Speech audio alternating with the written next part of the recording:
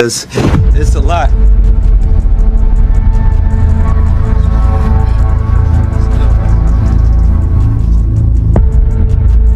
Meek Mill and P. Diddy matching outfits picture goes viral after Meek Mill comes up in this lawsuit, right? You got this lawsuit where this dude is suing P. Diddy and people been going through it. He brought, I believe, a Young Miami name came up in it, like about her cousin, you know. Meek Mill appears visibly tense, weighed down by growing pressure. As he opens up about personal struggles, the situation around him continues to spiral, drawing even more attention and scrutiny. Hey, do you believe the gay rumors?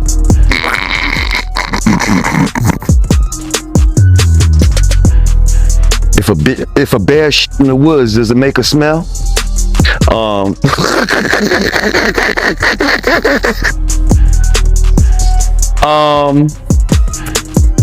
Yeah, I could kind of see it. I could see it. And it's like before the internet and all that shit existed. You see what I'm saying?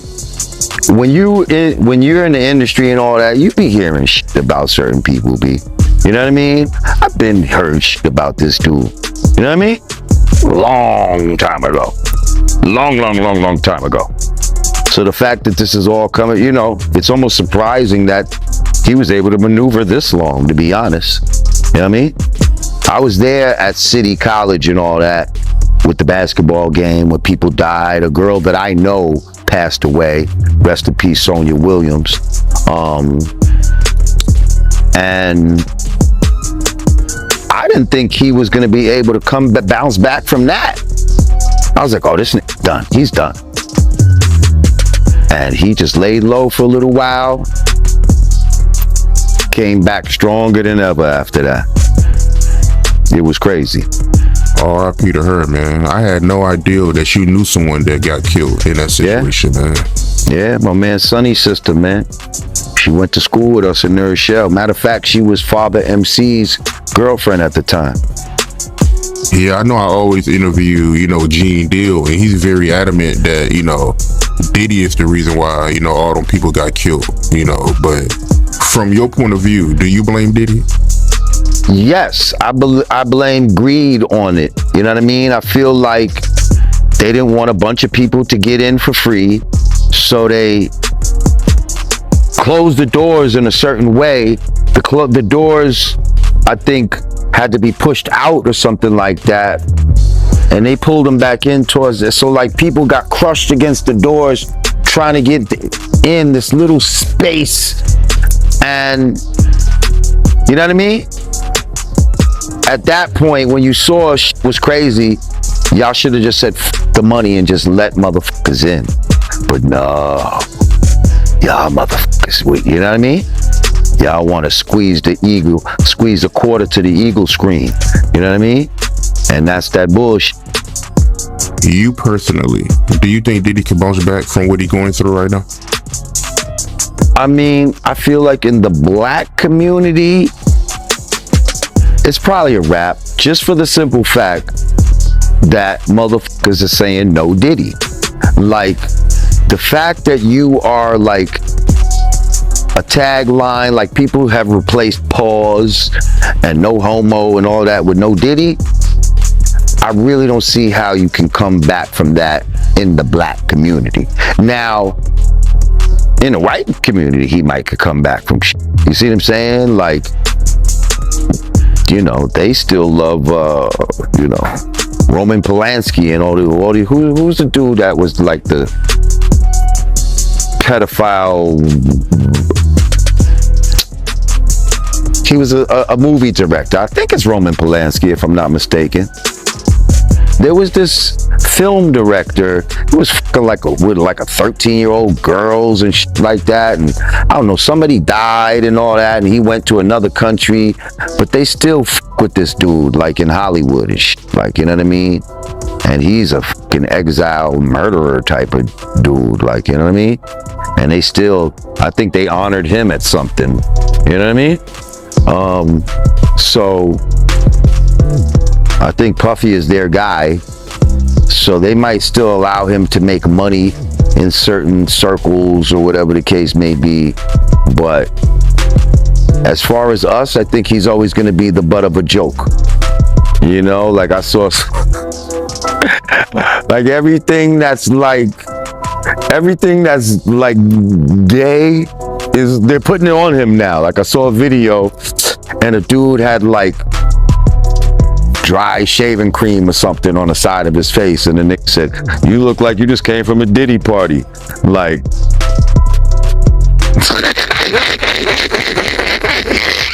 like, how do you bounce back off of that? Like, I don't think you can. Like, you know what I mean? But if he does, and I don't see how, but we live in a crazy world. We live in a crazy world. Some people say he might, if he was just to come out and be like, you know what, I am gay and da-da-da-da-da, that might be one of his saving graces, because now that community will embrace him and bring him in. You know what I mean? We understand. You know what I mean?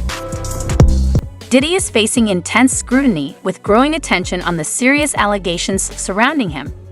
As the spotlight intensifies, questions continue to mount about what lies beneath the surface. Looking at this lawsuit, right, you know, Lil Rod, he alleges that, you know, Diddy, he'll put his hands on him, but, you know, when he'll put his hands on him, he'll disguise it as horseplay, but he felt like Diddy was trying to groom him, in a sense.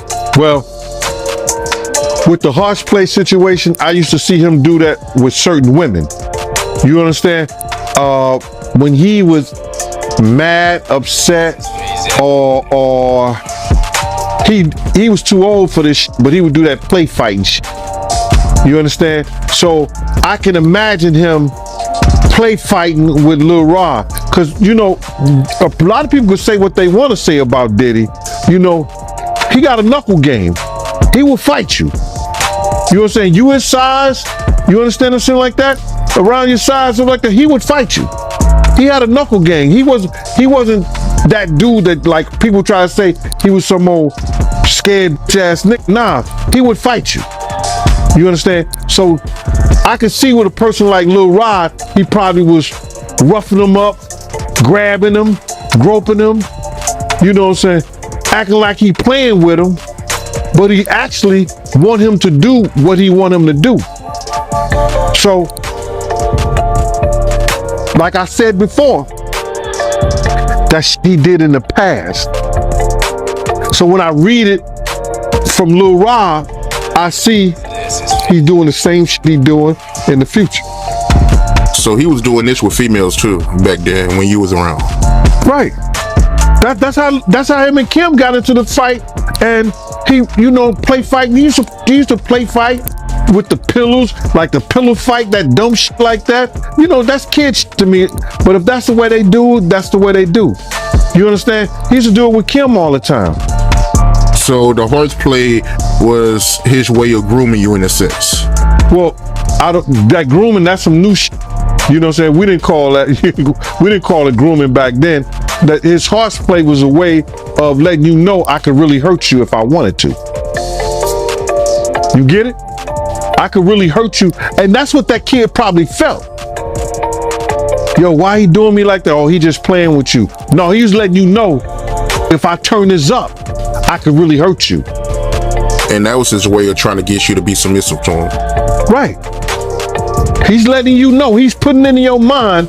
Listen here, bro. This is Phase Music. He's trying to put in his mind, we're playing now, but if I really want to turn this shit up on you, it's on. You ain't got no wins. So that kid is feeling, yo, listen here. In his mind, if you read the documents, in his mind, he was so scared that when he went to other people in the camp and say, why did he treat me? Why did he doing this and doing that? They say, oh, he just playing with you because he love you. He like you. He was trying to put that, instill that fear in you that he had in you. And he won. Yeah, that does make sense, man. And me looking at this lawsuit, he's also, you know, alleging that he met Cuban Gooding Jr. through Diddy on Diddy Yacht. And it even got to a point where he started touching him on his, upper inner thigh near his groin, according to him. Did you see the picture? Nah, I didn't get to see it, but Oh my God. Yo, listen to me, man. I don't know if it was what they call it when you take two pictures and they put it together, stuff like that. What they call it when they put the pictures together and it don't belong together, but they put it together. Whatever. Side by side. Yeah, whatever they call that. Cuban Gooding Jr. was so close to that man. I would thought that was his lady. That's how close he was to him, and then his hands all on his leg and everything. It was crazy, bro. I don't even believe that. So when you see Cuban Gooding fighting a case here in New York, when he said the girl was saying that he was groping her and everything like that, I'm glad they didn't show that picture at his trial, because he would have been guilty. That's how close he was to that kid, man. So you seeing on pictures, do you believe his claims? Yeah, I believe his claims. Somebody put something in Cuban Gooding Jr. ear that this was fresh meat, or see can you break him, or see can you do something? Because don't no other man be that close to no other man, for that reason. Come on. Speculation about Diddy's personal life has been circulating widely online, with new conversations and theories emerging almost daily. Right. Yeah, I wrote a couple records. Yeah, it was a couple records. I don't really remember the exact records though. How did they come about though? Him reaching out to you for you to write for him? I did that early in my career when I first signed with Rockefeller. It was a little bidding war. I got the call from Puff, and me, him, and Nas was going to do a record together. Then I wound up staying at the studio doing a couple records. That's news to me, man. So he was trying to sign you to Bad Boy. Yeah. Yeah, that's news right there, yo. I could have been that Bad Boy. I could have been with Rough Riders. Couple spots. Why didn't you sign a Bad Boy? I was already committed to Rockefeller. I ain't signed no contract yet, but it was already done. When you look back in hindsight, do you regret it? Being signed to Rockefeller? Yeah. Hell no. No, I don't regret that at all. So when you look back at your career, knowing that you could have been at Bad Boy or Rough Riders, you still go back, you would still sign. You listen to that question you just asked me. Bad Boy or Rough Riders? Maybe Rough Riders. But right now, in hindsight, looking at things, nah. Right. Nah. Nah. I feel you, man. I feel you. But I gotta ask you, man. I gotta ask you this. How you feel about the situation Diddy going through right now? Man. It's wild. Y'all got that game pause. They stopped saying pause, and now it's no Diddy. That's a bad joint. That's bad.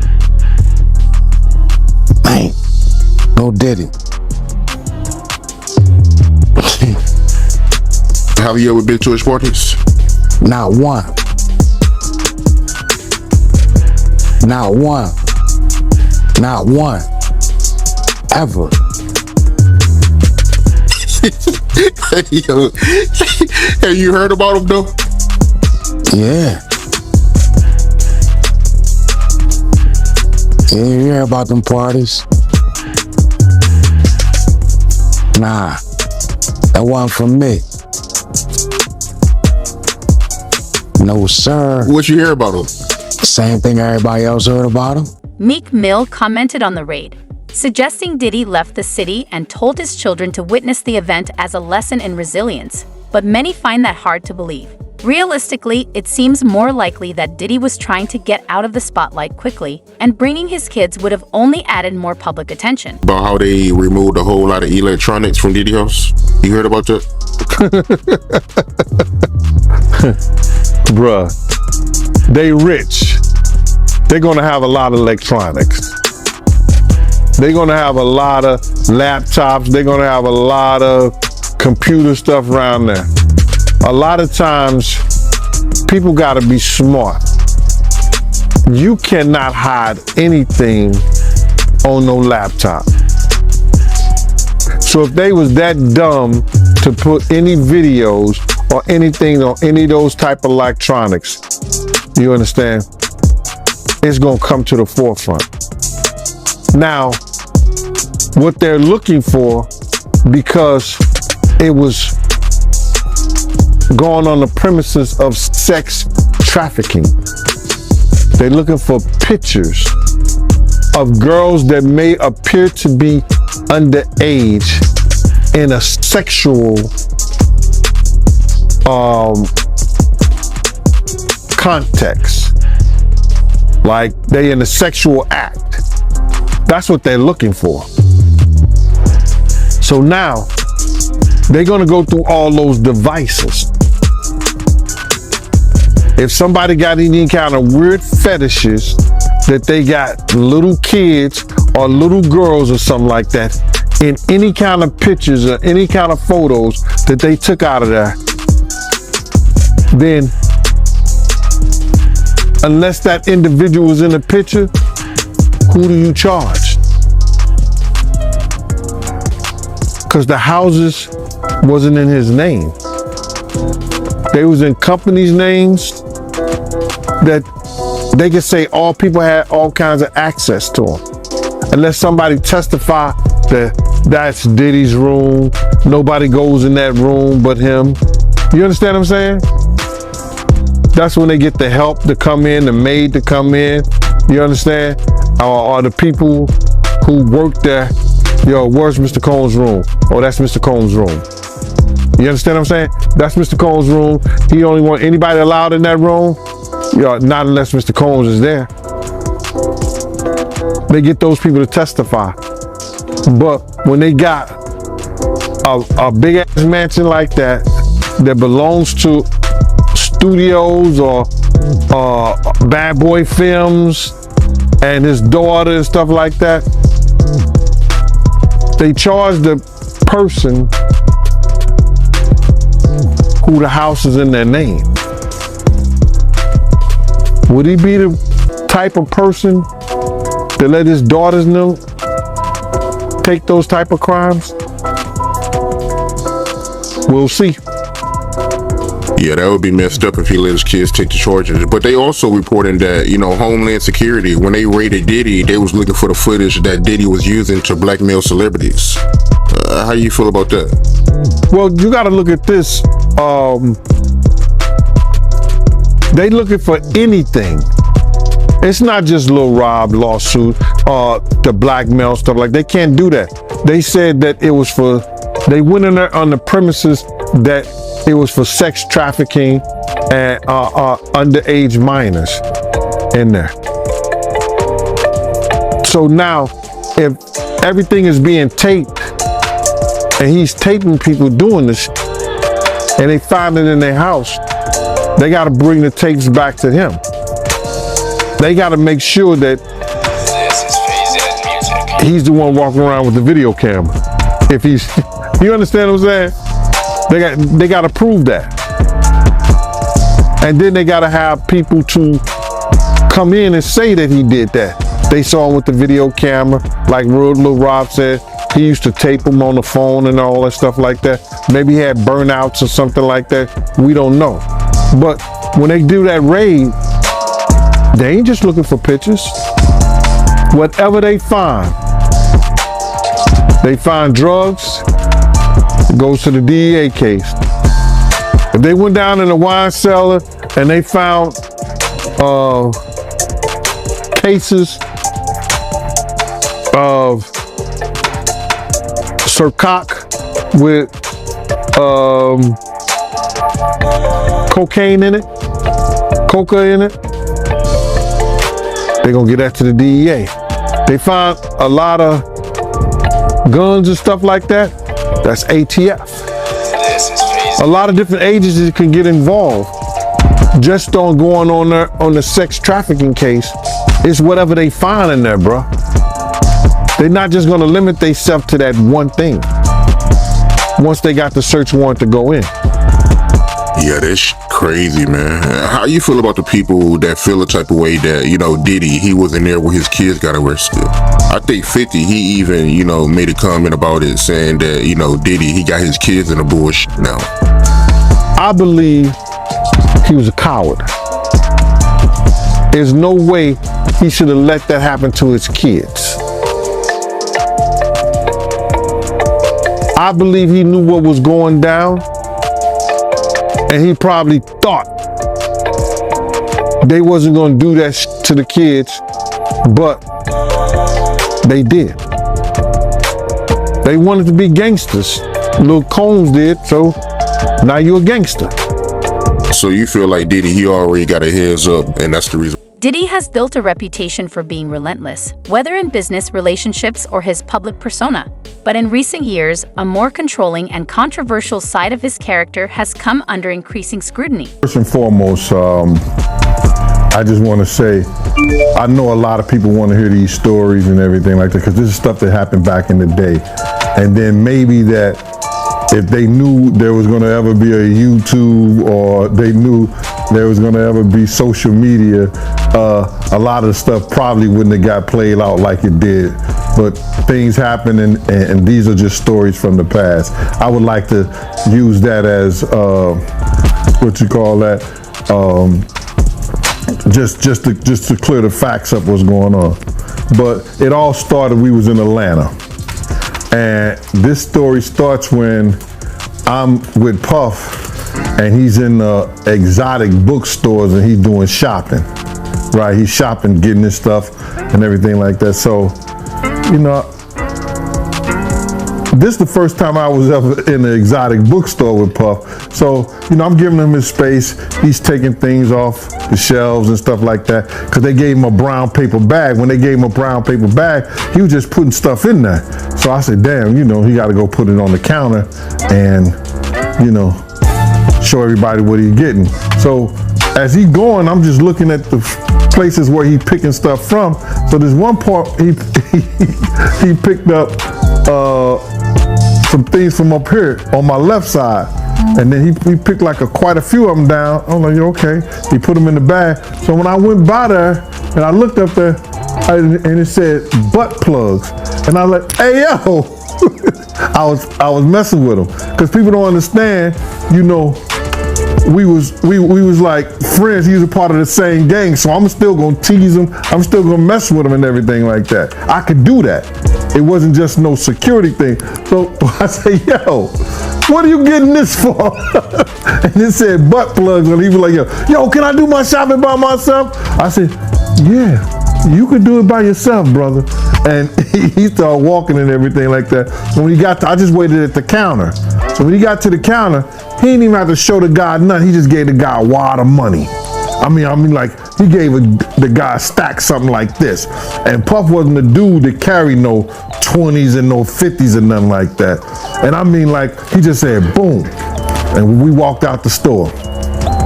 So we had to leave Atlanta and go to North Carolina for a show. You understand?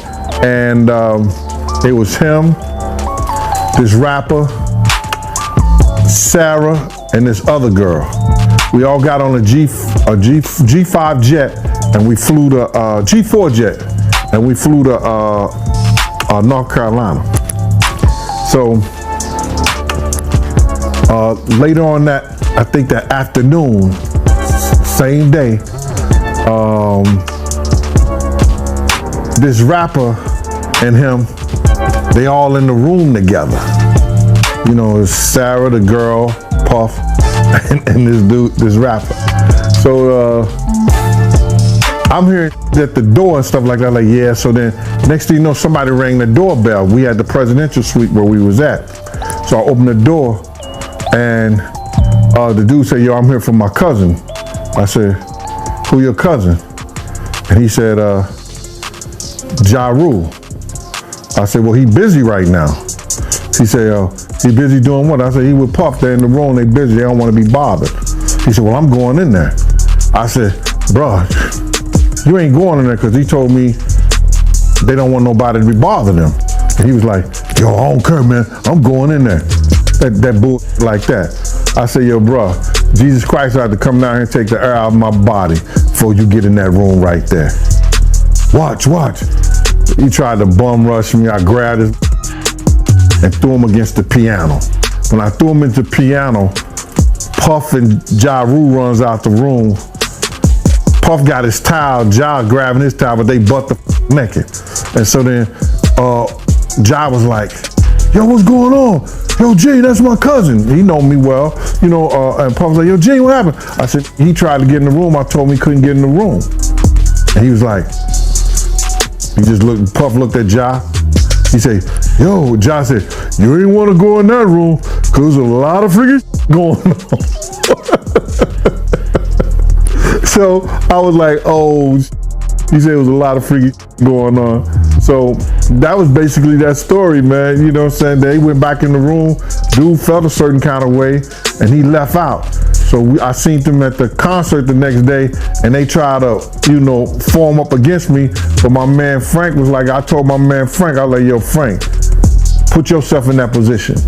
Somebody trying to get in the room, and Ja told you don't let nobody get in the room.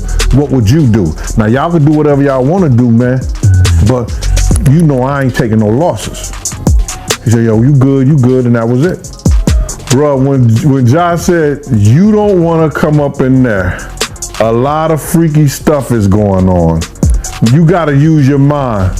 What they was doing with those butt plugs. It's not just Meek Mill. Larry is also facing public scrutiny with rumors about his personal life making headlines. Mase, he spoke out about Diddy house getting raided. If you can, right, because he got the show with Cam, and a lot of people, they don't know about the history between Mase and Diddy. Let the people know how Diddy did him dirty, if you don't mind. From what I know, I think that Diddy wasn't teaching Mase the business. You understand? He was using Mase as other artists to write rhymes on other people, write songs on other people's albums, on his album, and taking their talents and stealing their publishing on different albums and different records. Prime example, Mase wrote that Bad Boy joint. I ain't even see him at the premiere, because I believe Diddy owned most of the publishing on that, which ended up being a big record that went over to movies. I think Mase was upset the fact that when he learned the business, he saw how Diddy had robbed him. He had took the glory for the albums, the music, and all the records that he had did. And he got pennies for it. You understand? 8,000 here, 10,000 there. You understand? When the record go platinum, Diddy's getting 200,000-300,000 and only gave him pennies for writing a song. Getting points on publishing that he didn't even deserve. So Mase learning the business and knowing the business, it led him to be upset. Diddy was teaching him wrong. Like, Diddy was teaching him not to even speak to people, brother. You understand what I'm saying? Mase used to come up in there, yo, what's up, how you doing? He had that Harlem smile. You know what I mean? Like, he happy, he's shining. Because, he had a lot of jewels that the other artists didn't have. He used to come up in the studios, he used to come places fly.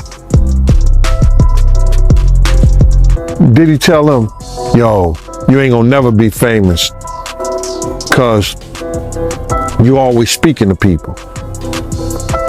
Let them speak to you.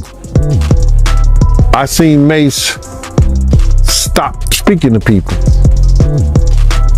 When I told him, man, don't listen to that nigga with that old dumb shit. Be you. But he found out after Big died and Puff left his ass out in California. He knew only Puff was for self. So Mase and them didn't have what these kids have now with the internet, with the YouTubes, to learn the business themselves or listen to somebody teach them the business and stuff to watch out for. It was word of mouth or somebody sitting you down or you hiring a lawyer back then to teach you what you're supposed to know by representing you. So Mase has every right to be upset with Diddy because Diddy really stole his legacy in the music. See, what you gotta understand this is that a lot of those kids learned the business after they signed their contracts. They learned the business after they was in the business for 3 or 4 years. So now, when they learned the business and they was doing, sitting there right there, writing a whole record, a whole song, right? And Diddy was like, yeah. Here, take this, take that. Give them 10,000 for that one song that they wrote. And that song goes platinum 2 or 3 times. And he get the 25% for being the writer on that because they wrote the song and gave it to him. And he's on as the publisher, as the writer. You understand what I'm saying? He getting a percentage of the writing that was done, and all he gave was 10,000. They learned they learned later in the business that they was do that publishing. He shouldn't have got the percentage that he got on there because he gave them 10,000, 5,000, 8,000 for writing. So now they learned the business late. And when they learned the business, they seen how wrong that he was doing them. Even though the music people want you to say, well, we're taking a chance, we're taking a thing. Yo, listen to me, man. You wouldn't be there if you think that you wasn't talented and they could sell records off you and using your talents. They've seen enough people to come through. So you writing all those hits and you not getting the money from them. How many years Mase didn't get the money from Bad Boy that they used on Will Smith and them Bad Boys? I went to the premiere with Puff. Mase wasn't even there. Meek Mill's close ties with Diddy have raised eyebrows.